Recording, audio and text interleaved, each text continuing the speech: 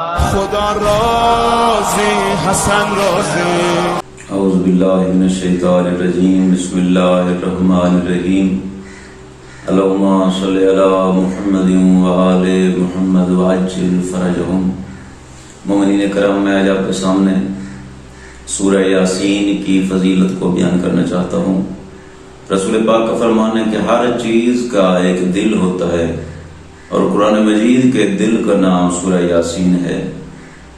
اور ایک اور جگہ رسول پاک کا فرمان نظر آیا ہے کہ رسول پاک نے فرمایا کہ اپنے بچوں کو سورہ یاسین کی تلاوت کا حکم دیا کرو، کیونکہ یہ گلدستہ قرآن مجید ہے.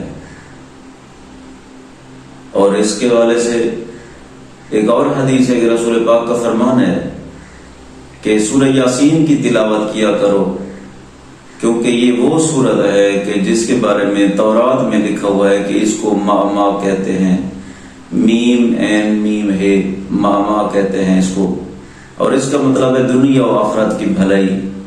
اسی وجہ سے اس سورت کا نام ایک عمومیت آفرین بھی ہے. اور ایک اور جگہ امام محمد تقی علیہ السلام کا فرمان ذیشان ہے کہ جو بندہ اس کو طلوع آفتاب کے وقت تلاوت کرے گا، یعنی سورہ یاسین کو طلوع آفتاب کے وقت تلاوت کرے گا، تو خدا کی ذات اس کے دن بھر روزی میں زیادتی کرے گا. یعنی اس کی روزی زیادہ سے زیادہ ہوتی رہے گی، خود پہ پتہ نہیں چلے گا کہ میری روزی اتنی ہوئی کیسے. یعنی برکت ہوگی.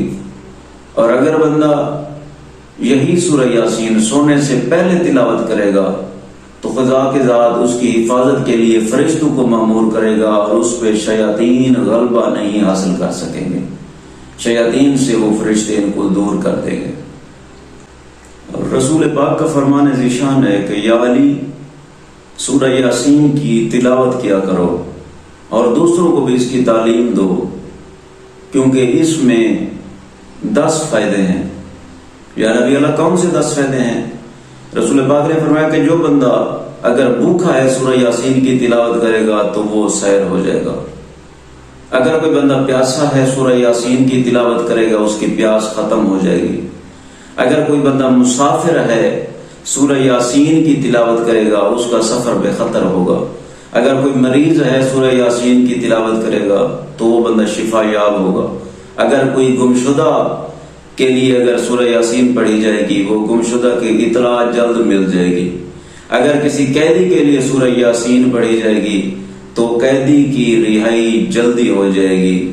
اور اگر کوئی بندہ مصیبت زدہ کے لیے سورہ یاسین پڑھے گا، مصیبت ختم ہوگی. غم زدہ کے لیے سورہ یاسین پڑھے گا، اس کی غم زدگی دور ہوگی.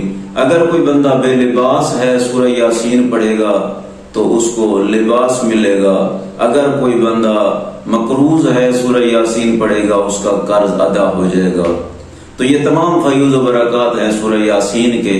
سورہ یاسین چونکہ قرآن مجید کا دل ہے، اس وجہ سے سورہ یاسین کی تلاوت زیادہ سے زیادہ کیا کریں. تمام ان سے التماس ہے مجھے اور میرے خاندان کو اپنی دعاؤں میں یاد رکھیے گا. اگر پیغام پسند ہے اپنے دوستوں میں شیئر کیجیے گا. والحمدللہ رب العالمین. اللہم صلی علی محمد وآل محمد وعجل فرجہم.